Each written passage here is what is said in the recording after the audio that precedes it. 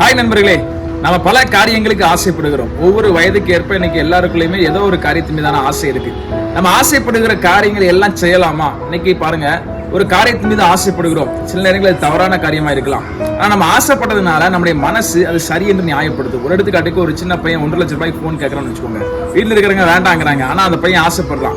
ஆசைப்படும் போது அவன் மனசுல என்ன தோணும்னா, இது நமக்கு சரியான ஆசை தான், இது நமக்கு தேவையான காரியம் தான். அது போல இன்னைக்கு நம்முடைய வாழ்க்கையில பல காரியங்கள் மேல ஆசைப்படுகிறோம். ஒரு தேவனுடைய பிள்ளை ஆசைப்படுகிற காரியங்களை எல்லாம் செய்யக்கூடாது.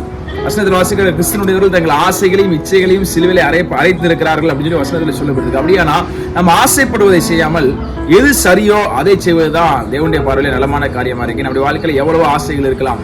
ஆனா ஆசைகளை நிறைவேற்ற முயற்சி பண்ணாதீங்க. நாம் படுகிற ஆசைகள் எப்பவுமே தவறான முடிவுல தான் கொண்டு போய் நம்மளை சேர்க்கும். அதனால ஆசைப்படுபவர்களை காட்டிலும் எது தேவனுடைய சித்தம், எது சரியான காரியம், அதை நாம் தேர்ந்தெடுக்க முயற்சி பண்ணுவோம். அதனுடைய வாழ்க்கையிலே வளத்தை தரும்.